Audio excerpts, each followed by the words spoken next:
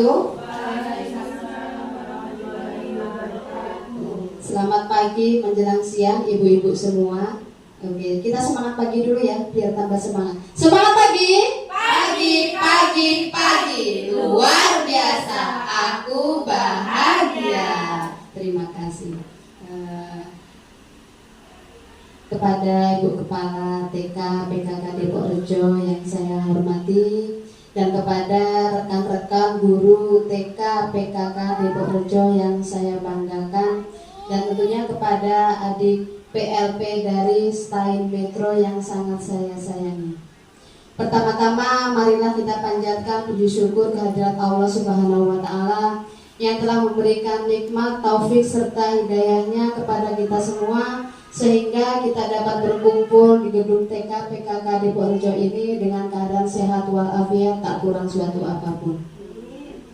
Kedua kalinya sholawat serta salam tak lupa kita sanjungkan kepada Nabi besar kita, Nabi Muhammad Shallallahu Alaihi Wasallam, yang kita nantikan syafaatnya di yaumul kiamah kelak nanti. Amin Allahumma amin.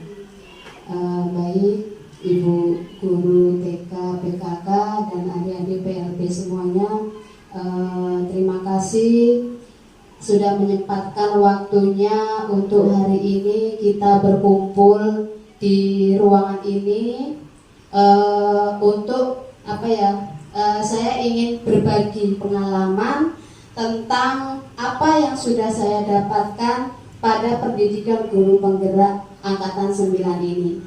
Nah, di sini nanti saya akan mempresentasikan tentang budaya positif. Budaya positif yang ada di lingkungan sekolah kita. Tentunya budaya positif itu sudah tercermin ya Bu, sudah kita terapkan. Tetapi ada hal-hal yang mungkin belum ibu-ibu pahami. Tetapi artinya itu sebenarnya sudah kita terapkan. Tetapi ibu-ibu belum memahaminya tentang apa sih itu budaya positif seperti itu. Ada yang tahu Bu budaya positif itu apa? Oh iya, pintar. Budaya yang bagus, yang baik, yang bisa kita tiru untuk anak-anak didik kita. Nah, di sini ada konsep utama tentang budaya positif. Yang pertama yaitu perubahan paradigma belajar.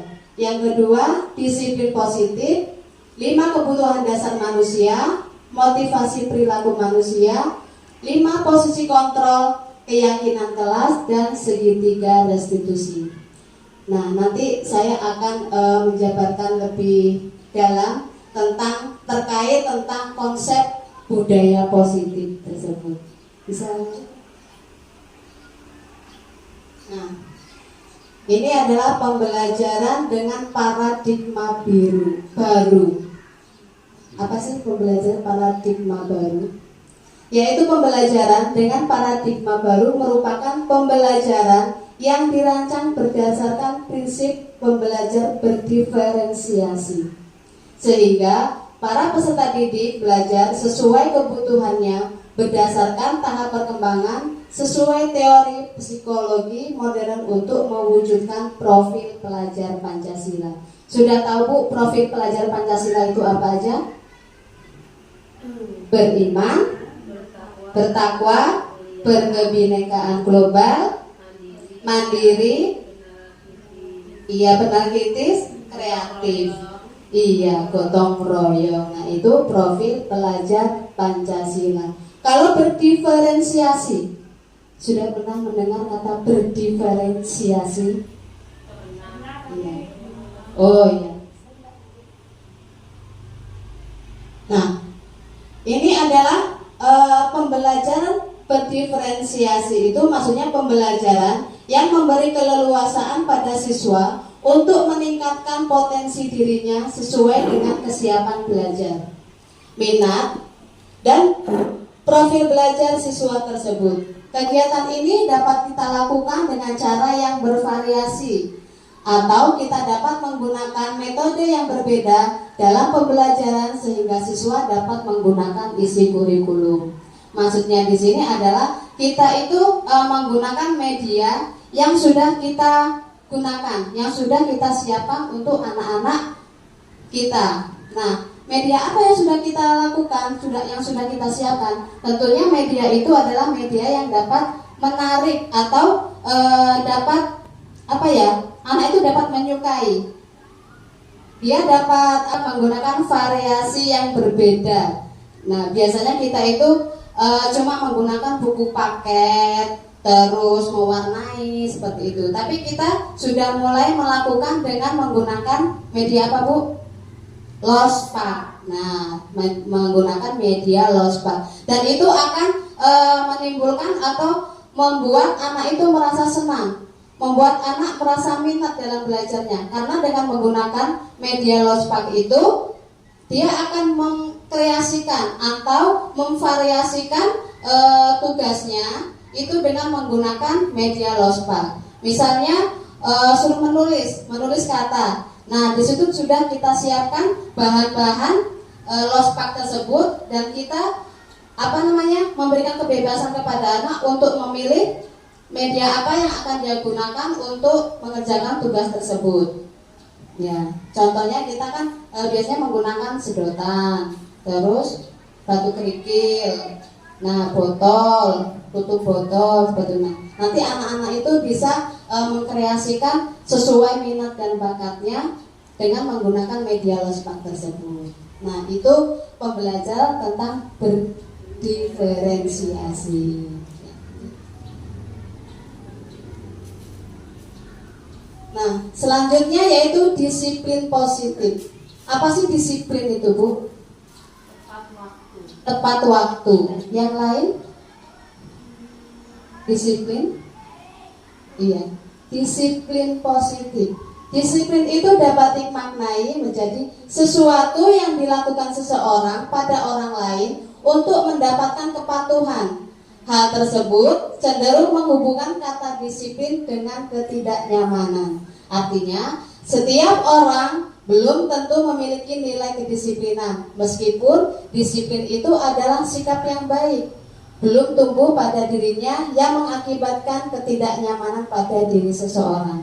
Maksudnya seperti apa? Bagaimana ketidaknyamanan?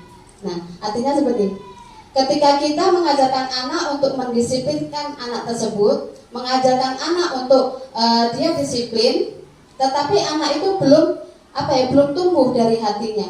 Dia belum bisa membawa rasa tanggung jawabnya itu untuk menjadi anak yang disiplin.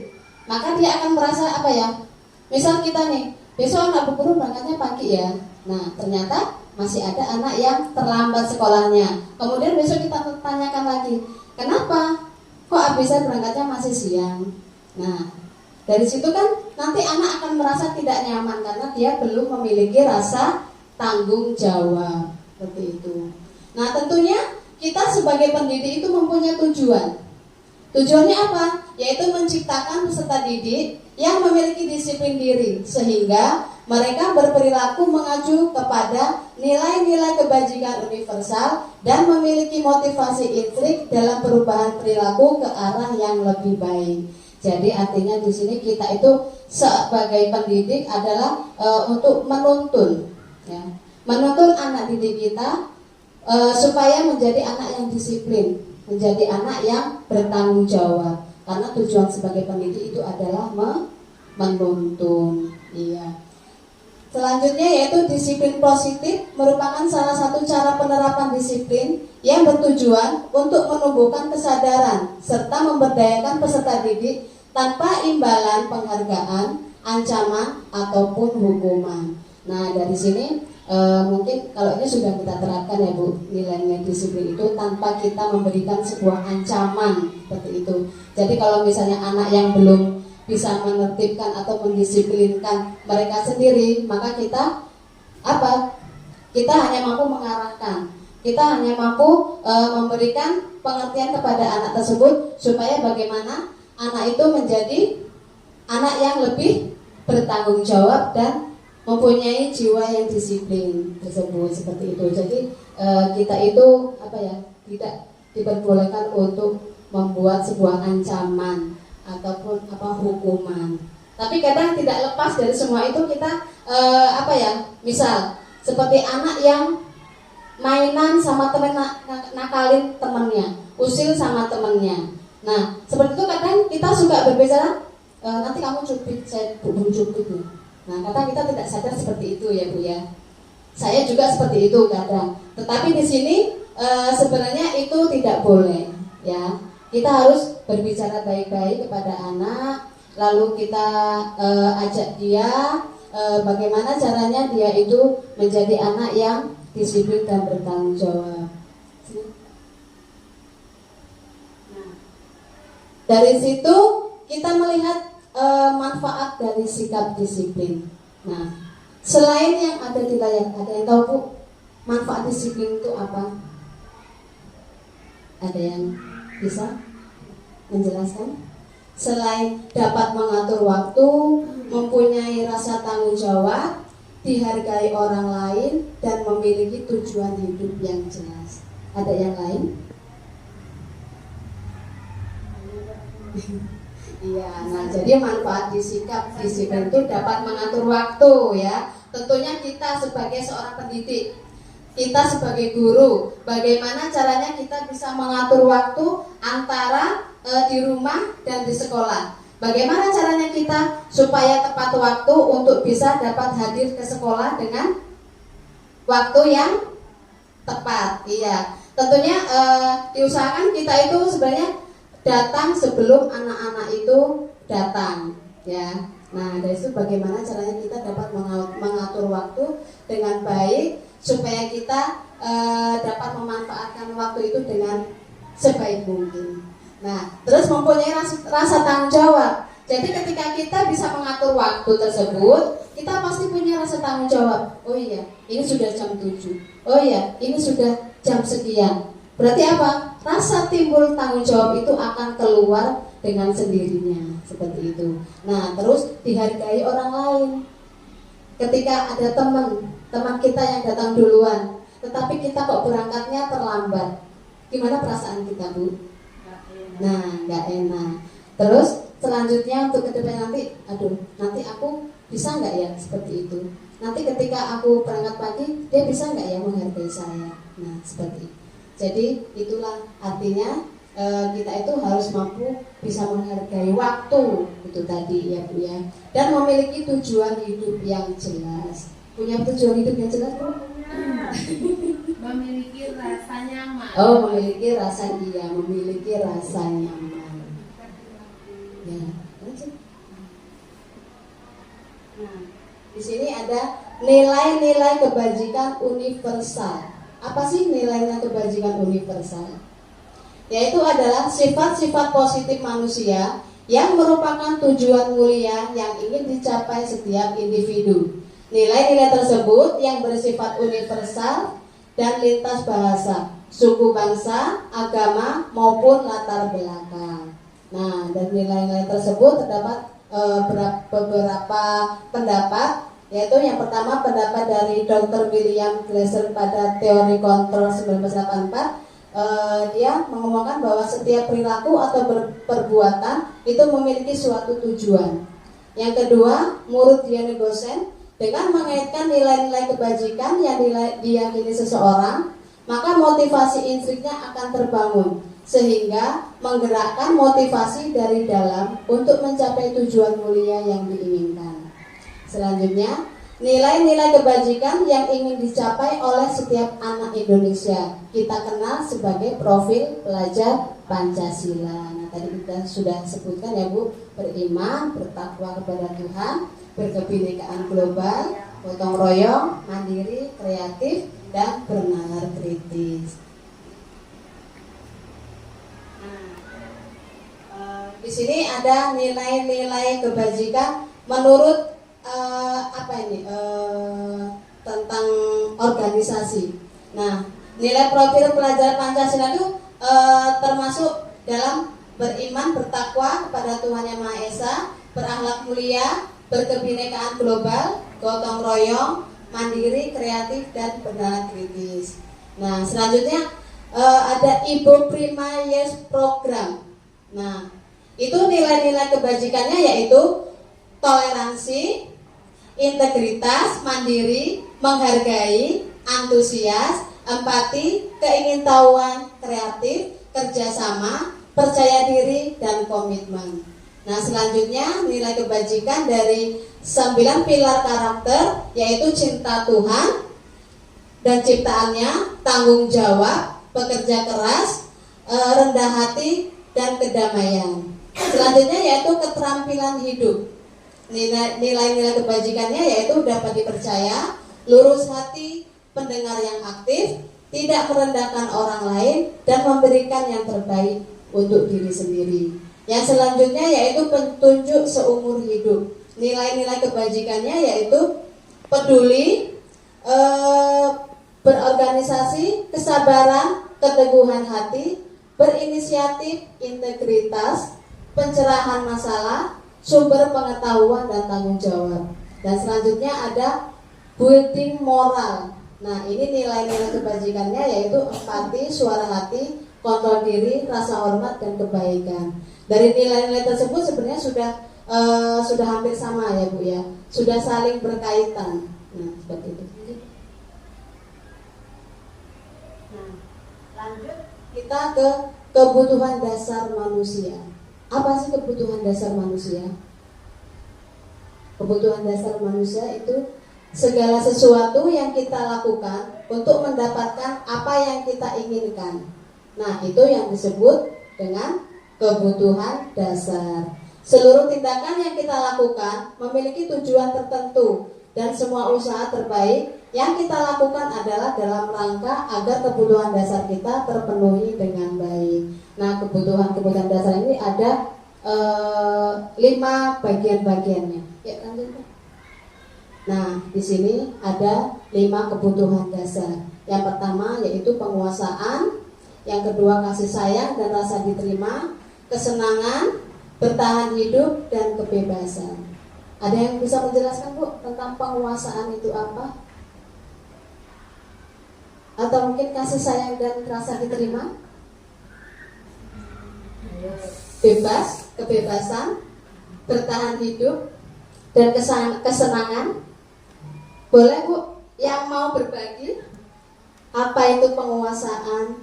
Apa itu kesenangan? Bertahan hidup? Tentunya kita harus bisa bertahan hidup ya Bu.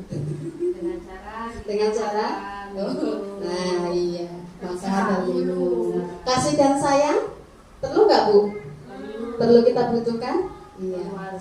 Iya. Kebebasan kita milih mau bergaul dengan siapa aja, ya. Yang kaya, yang miskin, yang rendah, yang tinggi. Oh iya, itu namanya kebebasan juga. Nah, di sini sudah saya jelaskan tentang penguasaan itu adalah sebuah kebutuhan pengakuan atas kemampuan yang berhubungan dengan kekuatan untuk mencapai sesuatu, menjadi kompeten, menjadi terampil, diakui atas prestasi dan keterampilan yang dimiliki, dapat membuat pencapaian dihormati, didengarkan, dan memiliki rasa harga diri. Nah, itu adalah penguasaan. Jadi apa yang ada pada diri kita. Ya, selanjutnya kebutuhan kesenangan. Apa itu kebutuhan kesenangan? Yaitu kebutuhan untuk mencari kesenangan, bermain, tertawa.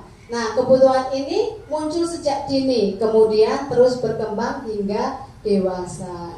Selanjutnya, kasih sayang dan rasa diterima merupakan kebutuhan kasih dan sayang yang diterima. Pada umumnya anak-anak memiliki kebutuhan dasar kasih sayang dan rasa diterima yang tinggi, ingin disukai dan diterima oleh lingkungannya dengan baik. Nah, ini tentunya kalau kasih sayang dan rasa diterima itu sangat-sangat dibutuhkan untuk anak didik kita ya Bu. Kadang anak didik kita itu kurang perhatian sama orang tua. Kadang-kadang dia membuat perilaku-perilaku yang menunjukkan sikapnya yang dia itu butuh perhatian dari kita. Nah, seperti itu. Nah, selanjutnya yaitu kebebasan. Pada kebutuhan kebebasan ini, anak-anak merasa mampu mengekspresikan diri secara tidak tergantung pada orang lain dan tidak mudah terpengaruh oleh orang lain. Artinya kebebasan diri bukan bebas dengan sesuka hati, tapi dia bisa mengontrol kebebasan tersebut menjadi hal yang baik. Iya, seperti itu. Yang selanjutnya yaitu bertahan hidup. Kebutuhan hidup survival merupakan kebutuhan yang bersifat fisiologis untuk bertahan hidup. Misalnya seperti kesehatan, rumah, dan makanan. Iya, karena kita sangat dibutuhkan bertahan hidup. Kalau kita nggak makan, kita nggak punya rumah, kita nggak sehat, berarti apa, Bu? Mati. Iya, kita mati. Nah, yang selanjutnya ada motivasi perilaku manusia. Apa sih motivasi itu? Dorongan. Dorongan apa, Bu? Iya, dorongan tujuan. Iya, dorongan untuk mencapai tujuan yang diberikan dari orang lain untuk kita. Biasanya seperti itu ya, Bu ya, motivasi. Nah di sini sudah saya jelaskan, motivasi merupakan dorongan yang timbul pada diri seseorang secara sadar atau tidak sadar untuk melakukan sesuatu tindakan dengan tujuan tertentu.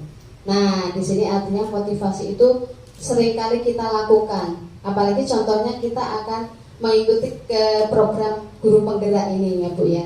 Salah satunya misal saya nih sudah masuk. Nah, jadi teman-teman pasti akan termotivasi. Bagaimana caranya supaya saya juga bisa seperti saya untuk mengikuti program guru penggerak tanpa adanya paksaan dan apa, Bu?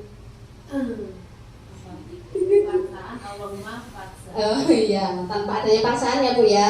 Motivasi itu timbul dari diri sendiri atas dorongan orang lain dan diri kita, ya, seperti itu. Itu motivasi. Nah,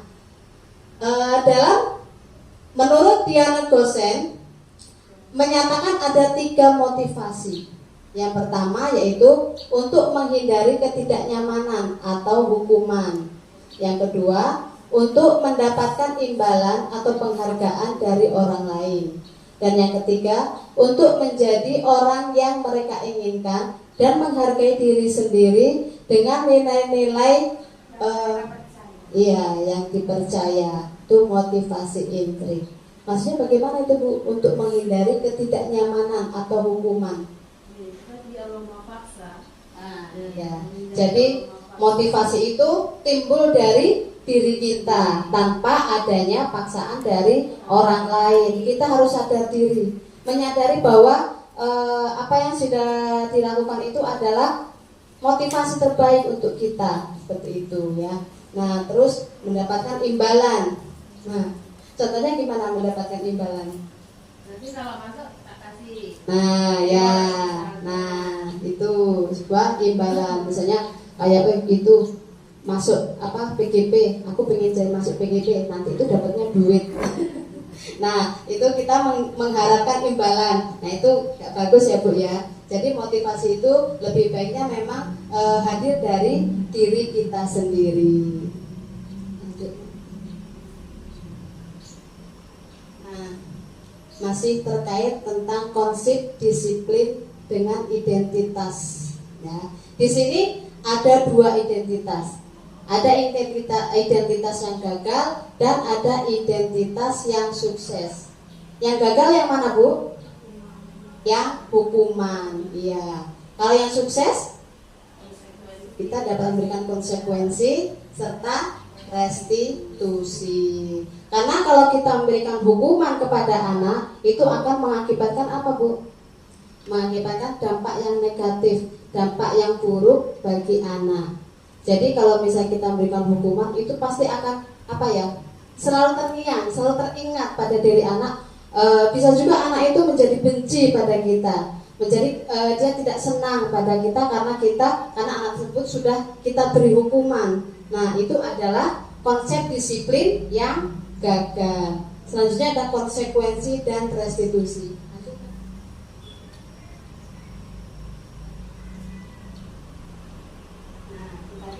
Kalau hukuman tadi sudah dijelaskan bahwa Kalau suatu tindakan yang melanggar suatu aturan, pelanggaran yang telah dilakukan dan memberikan pembinaan atau perbaikan agar tingkah laku tersebut tidak terulang lagi. Tapi sebaiknya hukuman itu tidak kita terapkan ya Bu ya. Ya. Selanjutnya yaitu konsekuensi, merupakan hasil atau akibat dari suatu tindakan atau keputusan yang bisa bersifat positif dan negatif. Ya, contohnya bagaimana Bu? Misal nih, kalau anak-anak lari-lari, ya, lari-lari, terus, nak, kalau main jangan lari-lari. Nanti konsekuensinya apa? Nanti bisa jatuh, terus sakit. Nah, dari hal itu dapat tercermin ada sifat negatifnya. Kemudian setelah kita jelaskan jangan seperti itu, maka timbullah dengan rasa sifat yang positif.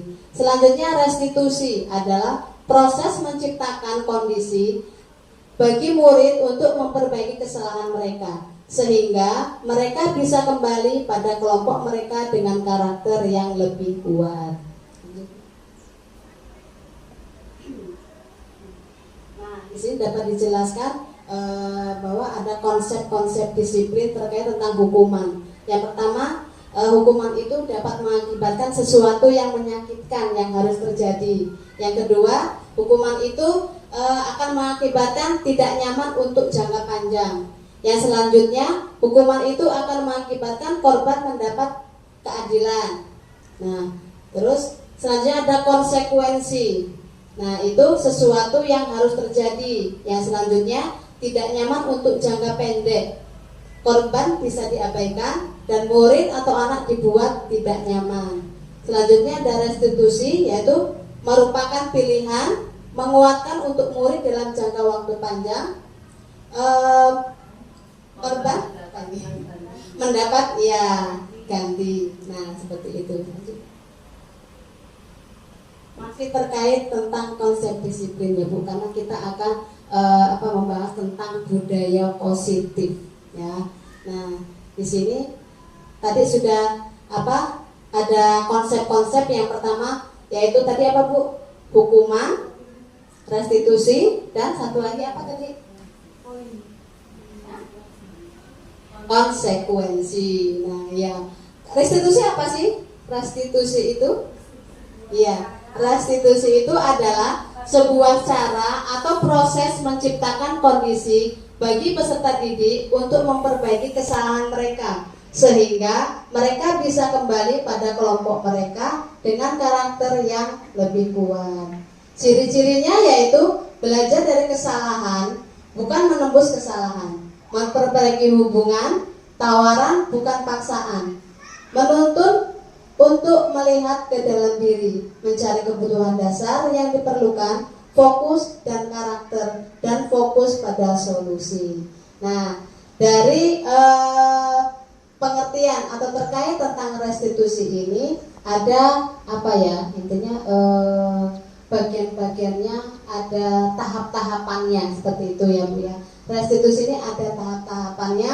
Bagaimana cara kita itu untuk menciptakan kondisi bagi peserta didik dalam memperbaiki kesalahannya ya. Itu restitusi. Lanjut Pak.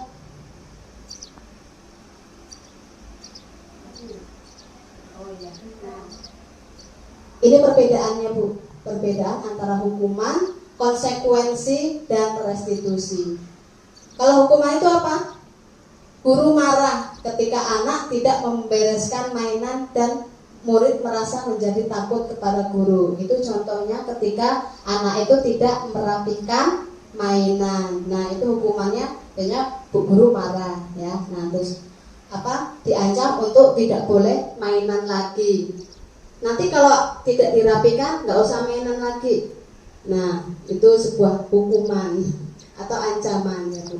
Terus konsekuensinya, guru meminta siswa untuk membereskan mainannya. Jika tidak dirapikan, maka guru tidak akan membiarkan mainannya kembali pada anaknya. Sebenarnya agak mirip ya Bu antara hukuman dan konsekuensi. Tapi konsekuensi ini lebih ke kita bisa memberikan pengertian kepada anak seperti itu ya. Terus selanjutnya restitusi. Guru membahas keyakinan kelas yang telah dibuat sebelumnya untuk membantu siswa memecahkan sebuah masalah. Nah, seperti itu. Lanjut. Nah, di sini ada terkait tentang restitusi. Restitusi itu ada 5 posisi kontrol bagi guru. Jadi menurut Dian Gosen, restitusi adalah mengemukakan bahwa guru perlu meninjau kembali penerapan disiplin di dalam ruang-ruang kelas mereka selama ini. Apakah telah efektif, apakah berpusat, memerdekakan, dan memandirikan murid. Bagaimana dan mengapa. Melalui serangkaian riset dalam berdasarkan pada teori kontrol William, berkesimpulan ada 5 posisi kontrol yang diterapkan oleh guru. Nah, kelima posisi kontrol itu apa aja? Yang pertama, penghukum, pembuat rasa bersalah, teman, pemantau, atau manajer. Nah, ini contohnya seperti ini ya Bu. Ketika kita menerapkan 5 posisi kontrol dengan kasus saat siswa membuang sampah sembarangan, penghukumnya apa? Nah, ya Bu Guru jadi marah. Nah, seperti itu ya. Terus yang kedua, pembuat merasa bersalah. Nah, pembuat merasa bersalah ini Bu Guru kadang sering berkata, kenapa kamu kok melakukan seperti itu? Kenapa buangnya kok sembarangan? Nah, seperti itu ya. Itu pembuat merasa bersalah. Yang selanjutnya,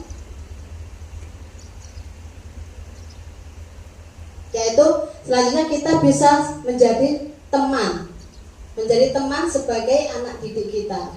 Dengan cara, bagaimana cara kita berbicara dengan anak? Contohnya seperti, ayo dong yang tertib, tolong bantu Bu Guru, ya. Bisa kan buang sampahnya pada tempatnya, seperti itu. Pemantau. Nah, kamu sudah melanggar peraturan sekolah, kamu tahu konsekuensinya?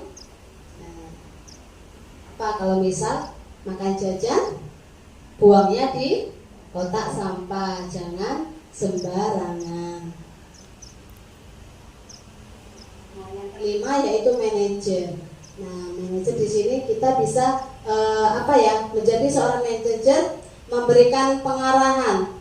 Kira-kira kamu tahu nggak kesalahan kamu apa? Lalu bagaimana kamu memperbaiki kesalahanmu? Jadi kita mendekati anak, bagaimana cara kita supaya anak itu menyadari atas kesalahan apa yang telah dia perbuat, seperti itu. Nah, keyakinan kelas. Nah, ada yang tahu Bu keyakinan kelas? Sebenarnya keyakinan kelas ini sudah sangat kita terapkan, tetapi ibu-ibu semua belum paham ya. Sebenarnya itu artinya keyakinan kelas, gitu ya. Nah, itu keyakinan kelas, dan peraturan kelas. Iya. Ada yang tahu perbedaan antara keyakinan kelas dan peraturan kelas? Apa Bu? Keyakinan bahwa kelas itu Ya. gurunya baik, Ya. yakin. Tapi kalau peraturan kelas masuk kelas jam 7.30 contoh. Oh ya. Pulang jam sekian. Oh ya, seperti itu ya Bu. Ya. Bagus jawabannya, betul. Nggak ada yang salah. Nah, jadi keyakinan kelas. Keyakinan kelas itu adalah sesuatu kegiatan yang telah kita sepakati antara guru dan murid, ya.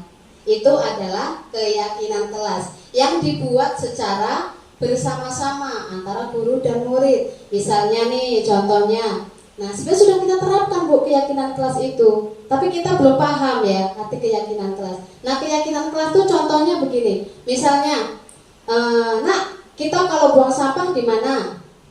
Di kotak sampah. Nah, terus kalau habis mainan diapain? Dirapikan. Terus kalau setelah menyelesaikan tugas, ada lagi misalnya sepatu yang masih tergeletak. Sepatu naruhnya di mana nak? Di mana nak? Supaya rapi. Di rak sepatu. Nah, itu sebenarnya adalah keyakinan kelas. Ya, mungkin lebih baiknya keyakinan kelas itu bisa kita buat, ya, kita buat, kemudian kita tempel di tembok. Jadi kita dan anak-anak itu tahu tentang keyakinan kelas yang telah kita buat, seperti itu. Terus bedanya apa sama peraturan kelas?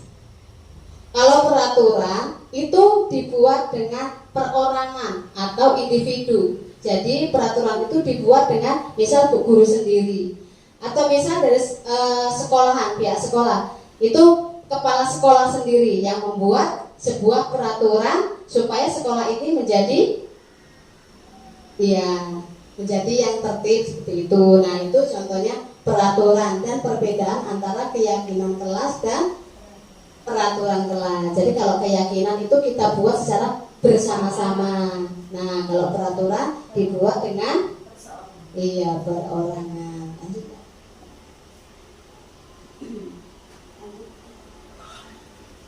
Nah, di sini masih terkait tentang segitiga restitusi. Nah, di sini ada tahap-tahapannya. Yang pertama yaitu menstabilkan identitas. Yang kedua, validasi tindakan yang salah. Yang ketiga, menanyakan keyakinan. Nah, menstabilkan identitas itu maksudnya bagaimana sih? Nah, ketika ada salah satu anak yang memiliki permasalahan, misalnya ada anak Abizar dan Akmal sedang berantem. Nah, kemudian kita dekati anak tersebut. Kita dekati, Abizar kenapa tadi sama Akmal? Nah, kemudian pasti dia cerita, ya kan? Dia cerita. Nah, kemudian tindakan paling menstabilkan identitasnya yaitu kita bisa memberikan pengertian dan arahan kepada mereka bahwa setiap apa yang kita lakukan itu pasti ada kesalahannya. Tidak apa-apa untuk hari ini salah, tetapi lain kali jangan diulangi lagi. Jadi kesalahan tersebut untuk membuat anak itu mengubah dirinya menjadi yang lebih baik. Nah, itu menstabilkan identitas. Kalau validasi tindakan yang salah, nah, validasi tindakan yang salah, kita menanyakan, kenapa kamu seperti itu? Kenapa kamu kok nakal sama teman? Kenapa kok usil sama teman? Nah, itu namanya validasi tindakan yang salah. Kemudian menanyakan keyakinan. Nah, selanjutnya kita menanyakan keyakinan kelas yang sudah kita buat, yang sudah kita terapkan sebelumnya, ya. Nah, anak tahu nggak? Kan kalau mainan apa? Mainan yang bagus. Mainannya boleh usir-usiran nggak? Nggak boleh. Nah, seperti itu. Kita kembali lagi untuk mengingatkan tentang keyakinan kelas yang sudah dibuat. Begitu. Lanjut. Tadi sudah dijelaskan ya, segitiga restitusi, kemudian tahapan-tahapannya itu apa-apa saja sudah dijelaskan. Nah, kemudian melalui segitiga restitusi, kita dapat mewujudkan mereka menjadi murid yang merdeka dan mereka mampu menyelesaikan masalah dengan motivasi internal dan bertanggung jawab terhadap pilihannya. Jadi ketika kita menjelaskan kepada anak, memberikan pengertian kepada anak, kita mendekati anak dan kita berbicara dari hati ke hati, ya tentunya, dan dia akan merasa termotivasi. Dia akan timbul, oh iya, apa yang sudah saya lakukan itu salah. Oh iya, saya tidak boleh seperti ini lagi. Nah, jadi dia akan merasa bertanggung jawab lebih untuk kedepannya, seperti itu.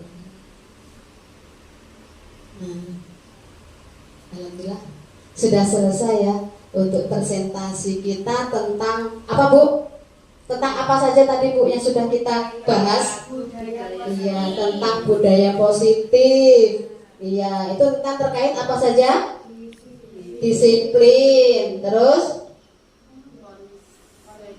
kebutuhan dasar, terus 5 posisi kontrol, kemudian segitiga restitusi. Iya.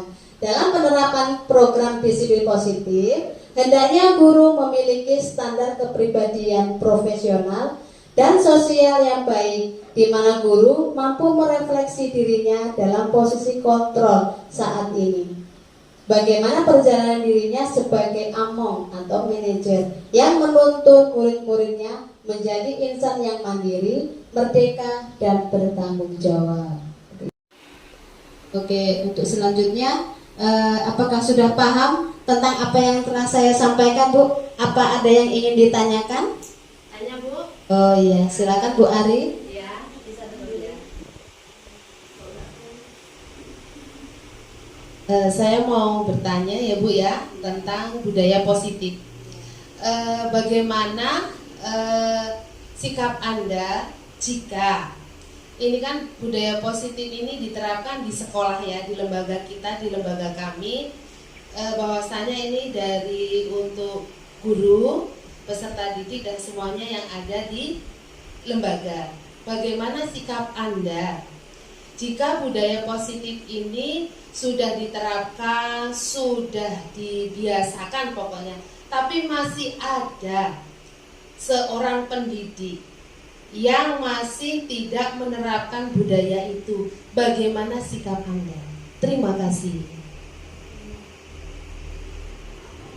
Baik, terima kasih Bu Ari atas pertanyaannya. Jadi bagaimana jika ada salah satu pendidik yang tidak menerapkan tentang budaya positif seperti itu? Nah, tentunya di sini kita kan sudah memiliki tentang komunitas belajar, ya Bu. Nah, dari situ kita bisa saling berdiskusi, saling berkomunikasi, saling bertukar pikiran, saling memberikan pendapat. Nah, jika ada salah satu guru yang belum bisa menerapkan budaya positif tersebut, tentunya kita akan saling berdiskusi, saling ngobrol, saling sharing, dan memberikan penjelasan ataupun memberikan arahan, dan tentunya memberikan pengertian terbaru untuk diri kita sendiri. Nah, memberikan contoh bagaimana kita dapat menerapkan budaya positif tersebut. Kemudian kita perlu tanyakan juga kepada seorang pendidik itu mengapa belum bisa menerapkan budaya positif tersebut. Contohnya seperti apa Bu Ari? Bisa dicontohkan? Misal? Ya. Contoh, di situ sudah terjadwal jadwal piket guru. Ya. Nah, sudah tahu, sudah kita buat untuk meyakinkan lembaga kita tadi ya. Nah, ternyata dia itu selalu tidak mengikuti jadwal itu tadi, contohnya seperti itu, tidak belum terbit ya, belum bisa menerapkan. Nah, ya seperti itu ya. Itu jadi permasalahan yang ada pada pendidik tersebut. Jadi tentunya kita sebagai teman ya, sebagai teman itu tadi. Jadi kita bisa memberikan pengertian lah kepada teman, dan mungkin kita bisa bicara dari hati ke hati. Nah, tentunya pendidik itu juga yang belum bisa menerapkan itu harus bisa menghargai. Nah, dari teman yang sudah bisa berangkat pagi, sudah bisa meluangkan waktunya, mengatur waktu itu tadi, seharusnya pendidik yang belum bisa menerapkan budaya positif itu, dia akan merasa sadar diri bahwa apa yang sudah dilakukannya itu adalah tidak benar ya, tidak bisa menghargai orang lain. Nah, tentunya tadi kita saling sharing, saling berbicara, saling ngobrol bahwa kita sudah memiliki yang namanya ketertiban atau keyakinan tadi itu ya Bu ya. Nah, bagaimana cara kita supaya mematuhi atau menertibkan keyakinan yang telah kita terapkan tersebut, seperti itu Bu. Terima kasih. Ya, sama-sama Bu Ari. Mungkin ada yang lain? Ada yang mau ditanyakan lagi? Siap. Iya, silakan Bu Sri.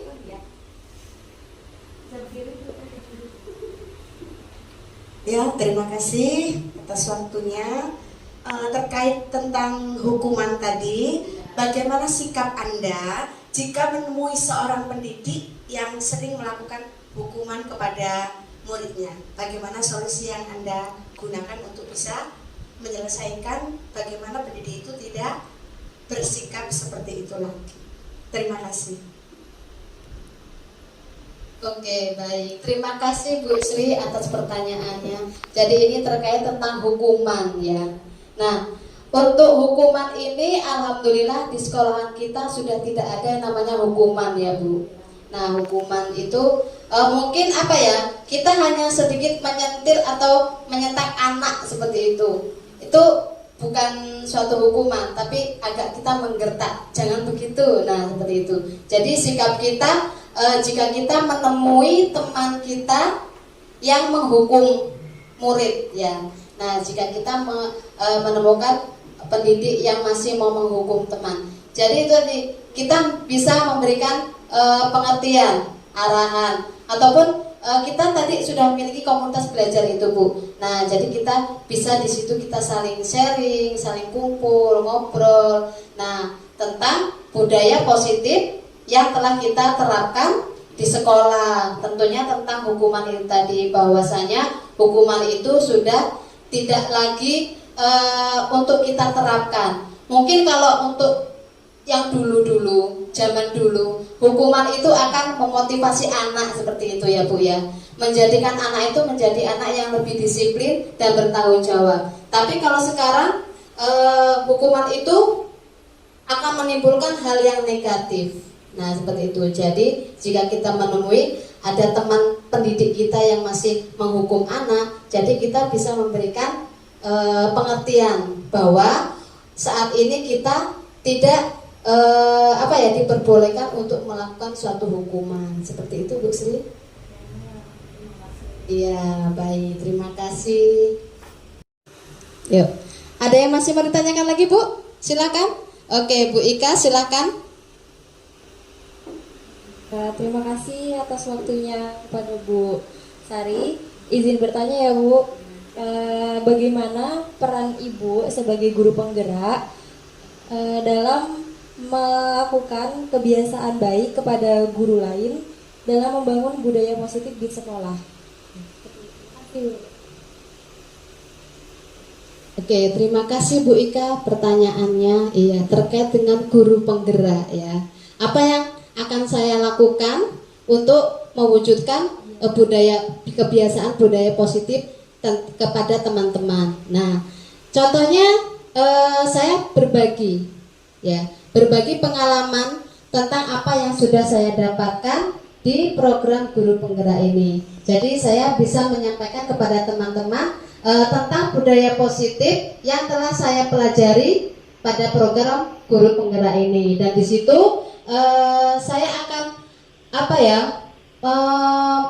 memberikan arahan atau memberikan pengalaman saya bagaimana caranya supaya budaya positif tersebut dapat terlaksana di sekolahan kita. Seperti itu Bu. Oh iya, baik. Terima kasih. Ya, selanjutnya ada yang masih mau ditanyakan Bu terkait tentang budaya positif atau yang lain? Silakan. Oke, Bu Ani.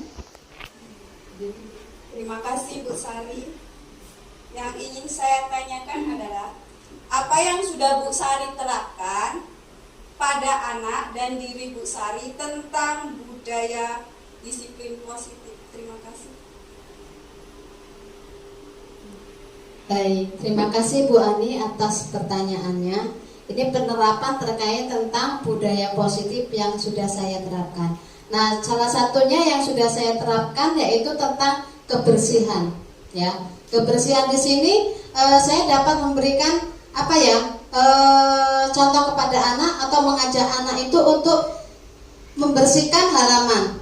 Pada setiap hari Jumat itu ada Jumat bersih. Nah, kemudian kita ajak anak-anak itu untuk membersihkan halaman sekolah secara bersama-sama dan secara gotong royong. Seperti itu Bu Ani. Jadi itu sudah saya terapkan tentang nilai kebersihan yang akan membuat anak itu menjadi anak yang disiplin tentang kebersihan. Seperti itu.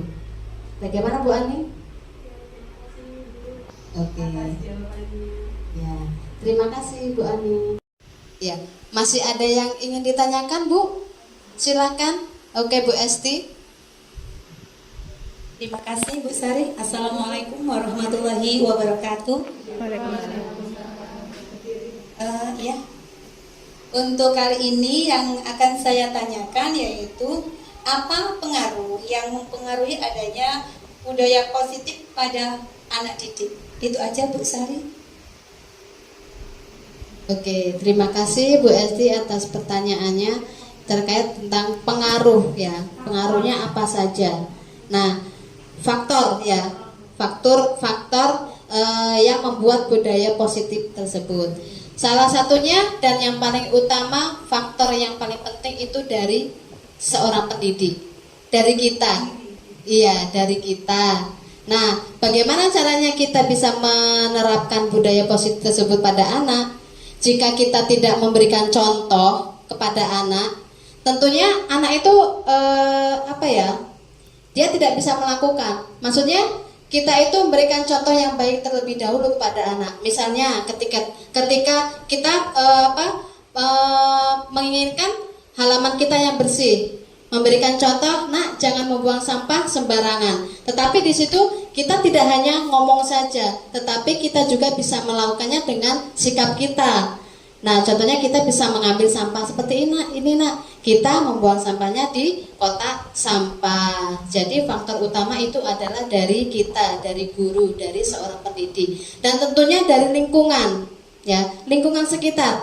Jika sekolahan kita atau halaman kita bersih, tentunya anak itu juga akan berpikir, oh ya halaman saya sudah bersih, kok kita kotorin. Nah seperti itu. Pasti anak-anak itu dia akan mempunyai rasa tanggung jawab. Nah seperti itu. Bagaimana Bu Esti?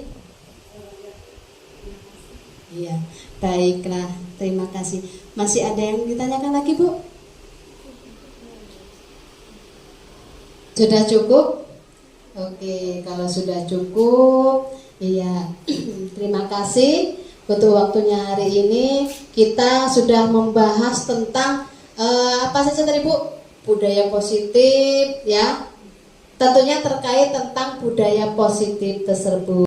Oke, nah inilah tadi penjelasan dari saya terkait tentang budaya positif yang sudah kita terapkan di sekolah ya Bu tentunya. Alhamdulillah budaya-budaya positif itu sudah kita lakukan, sudah kita terapkan dengan baik seperti itu. Nah, mungkin ada teman-teman yang ingin merefleksikan dari kegiatan kita hari ini.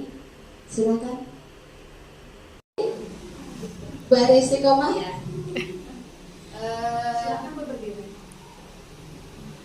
Terima kasih atas waktunya yang hari ini Bu Sari berbagi praktik baik tentang budaya positif, yaitu saya akan merefleksikan bahwasanya budaya positif ini adalah sangat-sangat baik, sangat-sangat positif untuk guru, bisa yang sudah dilakukan, yang sudah maupun yang belum, yang sudah ditingkatkan, yang belum, ayo kita tingkatkan lebih lagi. Yang belum tercapai, kita bagaimana budaya positif itu bisa dicapai dan diterapkan untuk anak, agar anak terbiasa untuk membudayakan yang positif tadi, yang contohnya membuang sampah di tempatnya, terus bekerja bakti tadi ya, membersihkan halaman, terus bergotong royong, contohnya membantu teman yang misalnya ada anak yang jatuh misalnya. Nah, kita membudayakan positif itu tadi, bukan hukuman ya. Jadi ada konsekuensinya juga. Jadi budaya positif ini